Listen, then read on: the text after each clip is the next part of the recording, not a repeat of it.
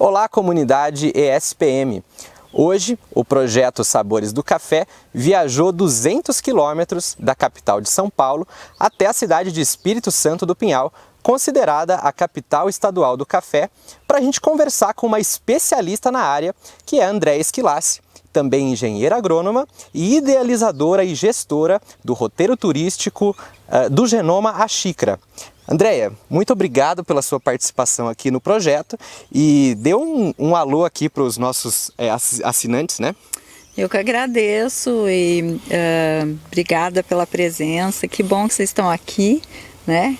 E vamos lá! Beleza! Andréia, onde que tudo começa no café? Onde tudo começa? Bom, em Pinhal a gente começa pela história, né? Pinhal tem muita história, é uma tradição.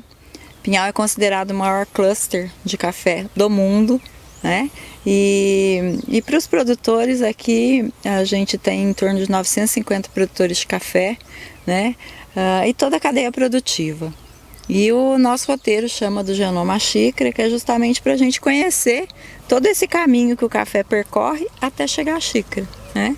No genoma, que seria a parte genética, desenvolvimento de novas variedades mais produtivas ou resistentes a certas pragas e doenças, que é um trabalho feito pelos institutos de pesquisa, né?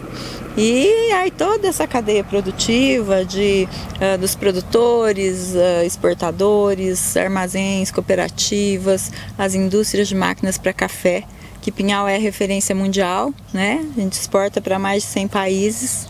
E então esse roteiro turístico do café, que é o do Genoma A Xícara, conta toda essa história e todo esse caminho.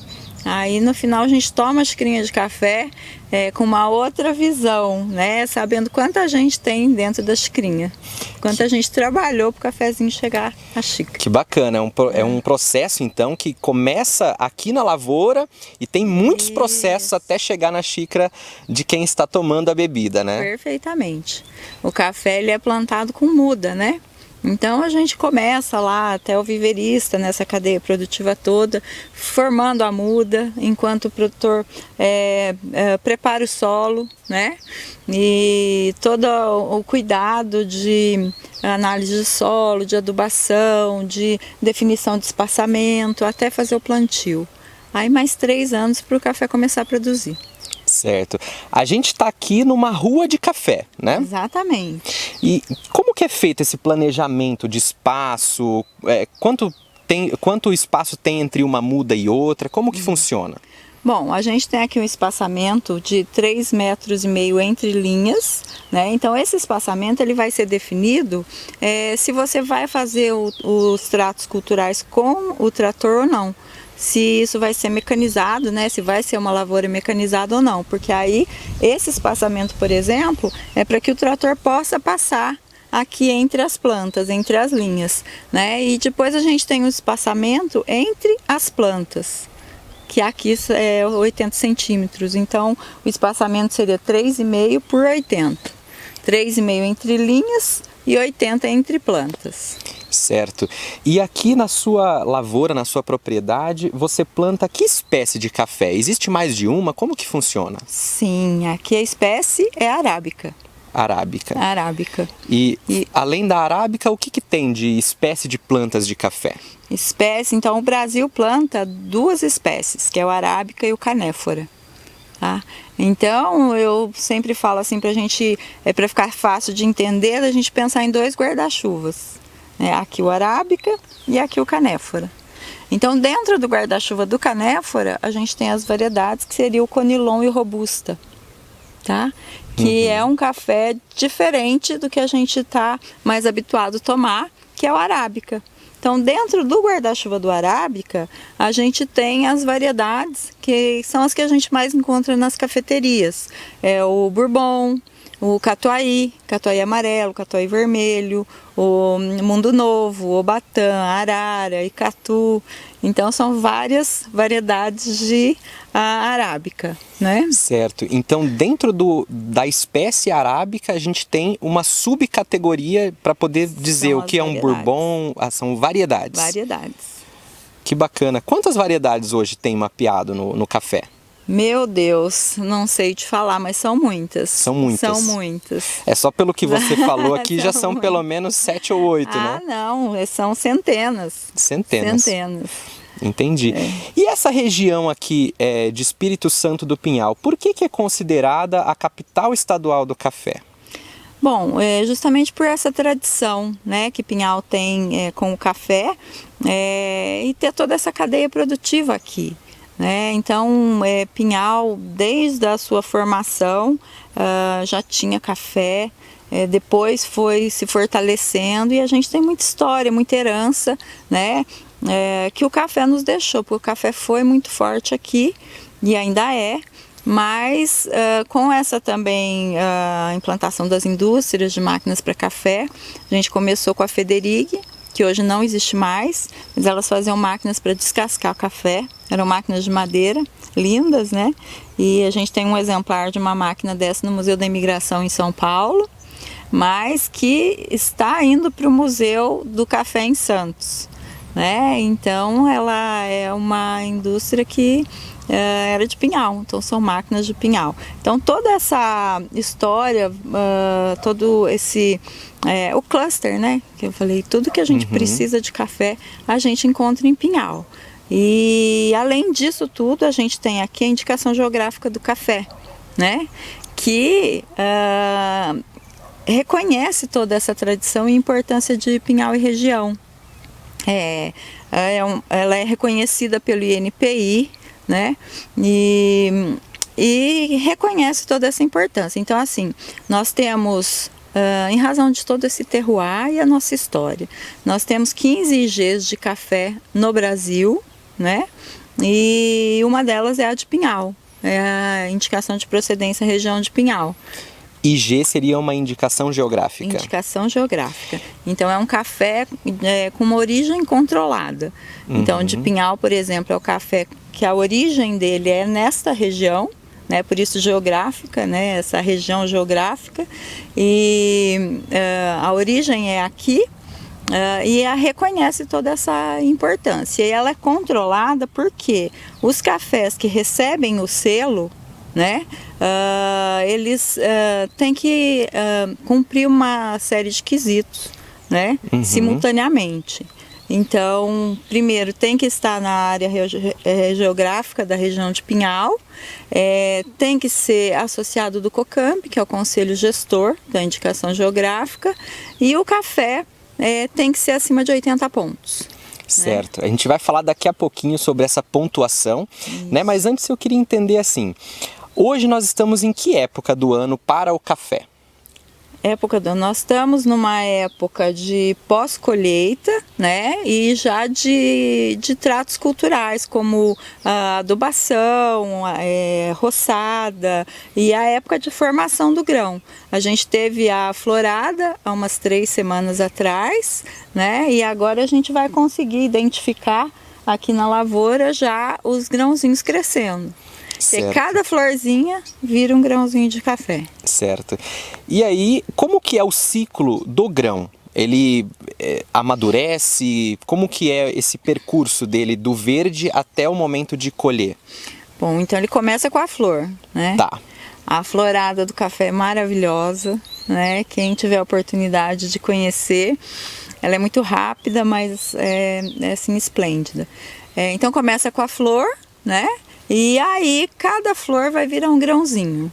Então ele começa a crescer, a encher o grão, aí você vai ter o grão verde, né? Aí são as etapas de maturação. O grão verde, o cereja, que é o pico de maturação, que é quando o café está bem vermelhinho. Então a gente chama de cereja porque ele parece uma cerejinha, né? E aí café é uma fruta, né? Então é pico de maturação, quando ele tem maior concentração de açúcar. E aí do cereja ele vai para o passa e até o grão seco. O passa seria o café amarelo ou não? Não. O passa seria quando ele sai da fase do vermelho e começa a ficar como uma uva passa. Então o amarelo é a mesma coisa. Na maturação, né, o catuai amarelo fica amarelo. E o catuai vermelho fica vermelho. Mas a gente continua chamando de cereja, porque cereja é fase de maturação. Entendi. Então o café que fica vermelho é uma espécie diferente do amarelo? Uma variedade vermelha. Uma variedade diferente. Vermelha. E seria assim, o catuai vermelho. Aí o catuai amarelo, na maturação ele fica amarelo. Aí os dois vão ficar passa, né? Que quando ele começa a enxugar, começa a secar, e aí depois ele seca completamente. E aí é o café seco, que a gente chama no terreiro e tal de café boia. Entendi. E aonde que começa a colheita? Em qual dessas fases que a gente faz a colheita do café? Bom, a gente pode fazer a colheita em várias fases, né? Mas no caso do café especial, a recomendação é que a colheita seja feita quando ele esteja com grãozinho cereja. Né? Certo. Porque é quando ele está nesse pico de maturação. Então ele tem maior concentração de açúcar. Então quando você colhe, aí o reflexo que ele vai dar na xícara, né, é um café com uma doçura natural que você não precisa adoçar.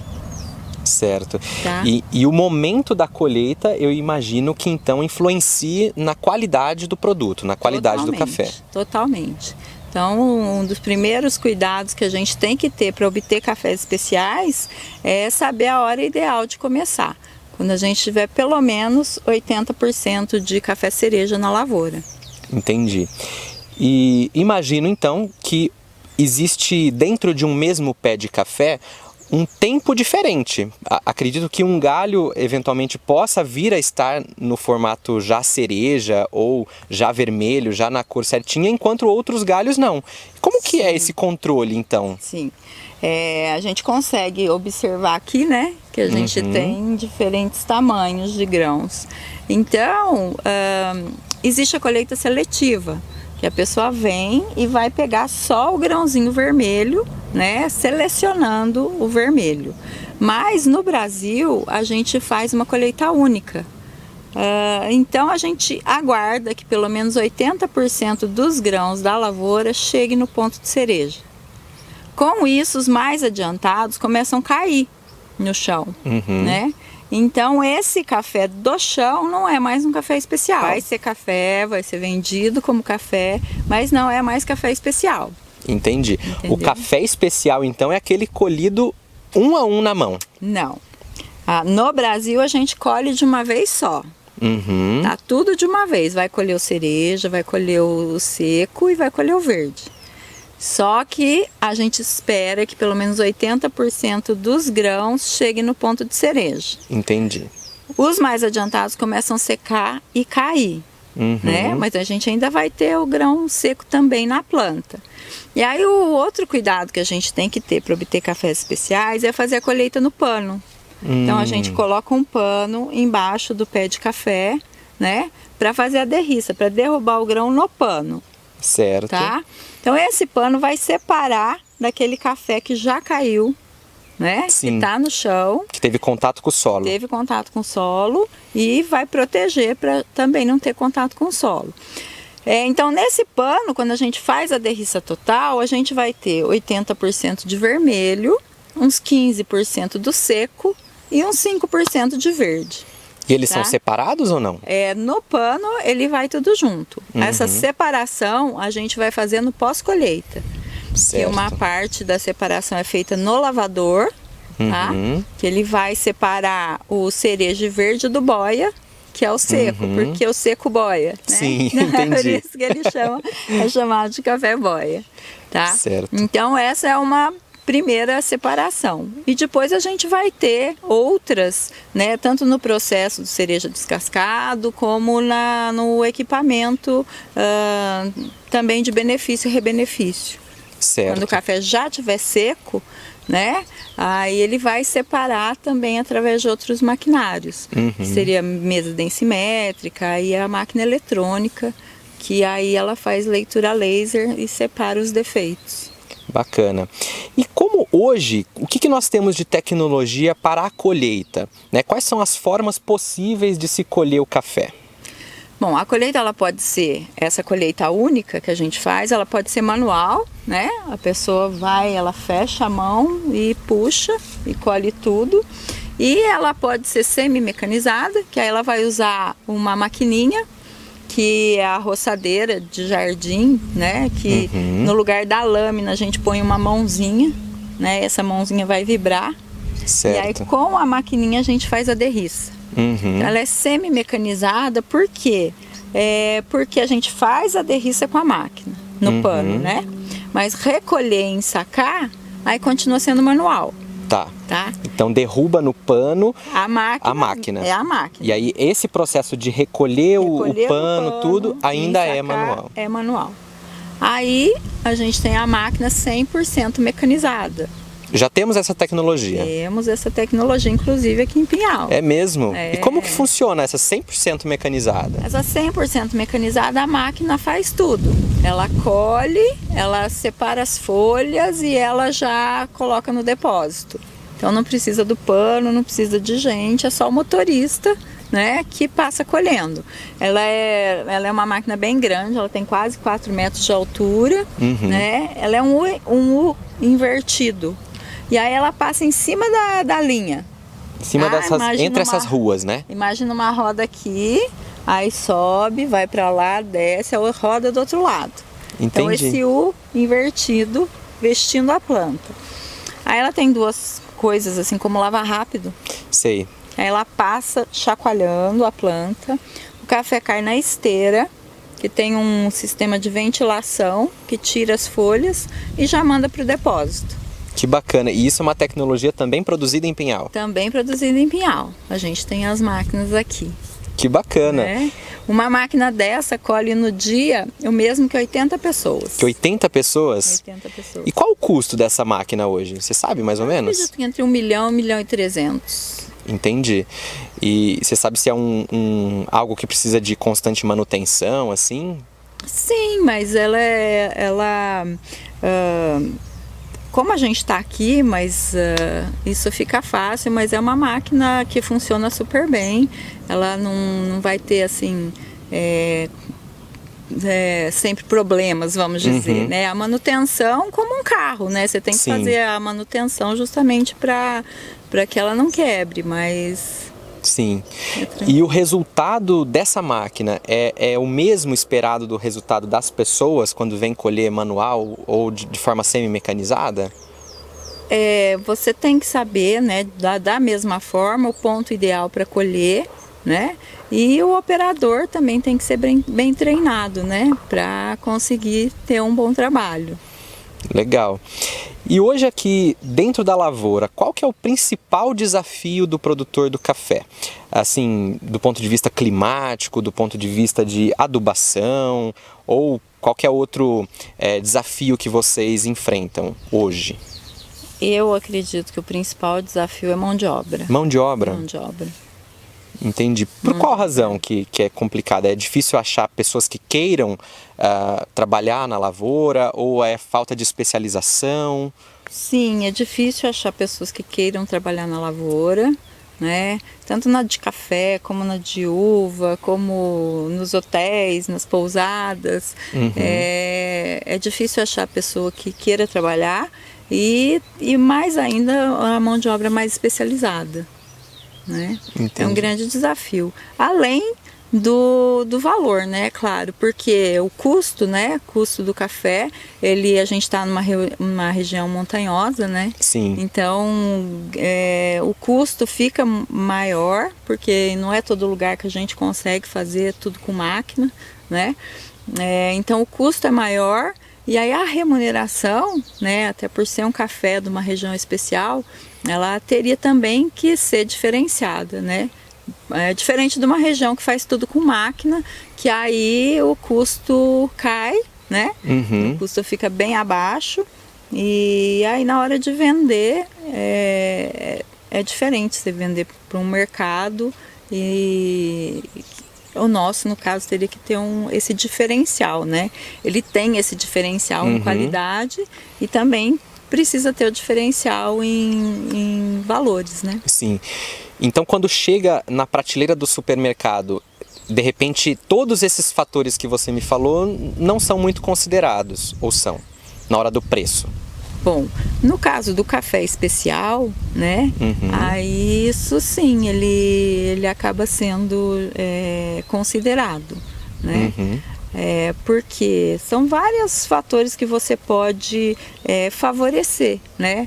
É um café da agricultura familiar, né, que você sabe que é a família que está colhendo, a família que está trabalhando, então essa fixação no campo, né, essa questão da pessoa conseguir se manter no campo, conseguir produzir alimentos, não precisar ir embora para a cidade, né, é um café produzido por mulheres, né, que bacana, hoje, muito bacana, porque hoje muita gente faz esse trabalho de dar protagonismo para as mulheres, né?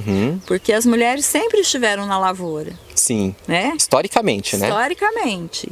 Então, porque muita gente aqui em Pinhal fala, ai, nasci embaixo do pé de café, né? Falei, bom, se nasceu embaixo do pé de café, a mãe tinha que estar lá, né? Sim, com Não certeza. é? Pois é. Mas era sempre um trabalho de bastidores, né? Um trabalho na lavoura, um trabalho no terreiro, cuidando do terreiro, rodando o café. E na hora de comercializar, na hora de vender, na hora de tomar decisão, era sempre o homem, né? Entendi. Então, o homem cuidava dos negócios, né? E as mulheres cuidavam da mão de obra mesmo. Mão de obra, junto com os homens, mas Sim. né, na hora de tomar decisões, então justamente é para chegar nesse ponto, né, de dar visibilidade para as mulheres, né, de dizer elas estão na lavoura, mas elas estão na comercialização, elas estão na escolha da embalagem, né, e então esse protagonismo é muito feliz, né, que isso a gente está numa fase que isso está acontecendo. Isso é muito bacana. Muito bacana. E os cafés especiais acabam dando mais ainda essa visibilidade, porque o café especial ele precisa de cuidados, né? Sim. Ele precisa de atenção e a mulher é muito cuidadosa, né? Certamente, detalhista, né? Isso, exato. E aqui da parte da lavoura. Então a gente falou desde o plantio, né, das espécies, falamos da colheita. Tem mais alguma coisa que acontece nesse ambiente ou agora a gente passa para outro lugar? Bom, a lavoura a gente tem um manejo anual, né? A gente falou especificamente da colheita, Sim. né? Mas o ano todo tem trabalho na lavoura. Ah, sim. O ano todo. Então não pode descuidar, né? Não pode colher e esquecer o café. Exato. Então eu falo que o café é uma cultura social porque ele gera emprego o ano todo. Então durante esse tempo todo, né? Esse ano a gente vai fazer 4 adubações via solo, né? Que são as adubações químicas na época das chuvas, então entrando agora nessa época, né, que é novembro, dezembro, janeiro, fevereiro. Controle de pragas, controle de doenças, poda, desbrota, controle de mato, né? Falo que é um milagre, você roça num dia, chove, no outro ele já está crescendo. Entendi. Então são várias roçadas, né? Então, assim, é bastante dedicação dos produtores e produtoras de café. Sim. E o contexto de pragas? Essa região tem muitas pragas que influenciam nos pés de cafés ou isso já é algo mais controlado hoje? Bom, em todo lugar vai ter uma incidência, né? Aqui o que as pragas mais importantes para o café são, no caso, a broca e o bicho mineiro. Né? Então a broca ela é controlada com uma colheita bem feita. Então esse café que fica no chão, né, depois que a gente colhe, aí a gente vem fazendo a varrição, que a gente fala, né? Vai rastelar esse café do chão para ensacar, né? Porque como eu disse, vai ser café, vai ser vendido como café. Sim. Então um dos principais a gente colhe porque vai vender, mas também para não ficar grão na lavoura. Porque uma das principais formas de controle da broca é uma colheita bem feita, é não deixar grão na lavoura. Porque se esse grão tiver infestado, né, tiver com broca, ele contamina a próxima safra. Entendi. E a safra, ela é anual? Ela é anual. Entendi. Ela é anual. E cada pé de café, ele consegue te dar quantas safras? Tem uma vida útil? O café é uma planta perene. Que bacana. Então você plantar e cuidar e ele não passar por nenhuma intempérie, né, como chuva de pedra, geada, ele vai durar o resto da vida. Mas o pessoal acaba fazendo a substituição por conta dessa questão de novas variedades, né? Mais produtivas, resistentes a pragas e doenças, e são desenvolvidas aí pelos institutos de pesquisa. Entendi. Né? Bom, uma vez que o grão já está ensacado, está no trator, sai da lavoura e vai para onde? Aí ele vai para o terreiro. Entendi. Para o terreiro, para fazer o processo lá de pós-colheita, né? Bom, então para você que está acompanhando aqui os Sabores do Café, essa entrevista aqui com a especialista Andréa Esquilassi, agora a gente conheceu um pouquinho aqui da lavoura do café. E já já a gente volta direto do terreiro de café, então, para a gente entender como que se dá aí os próximos passos, né, Andréa? Combinado, maravilha, isso mesmo. Até já, então.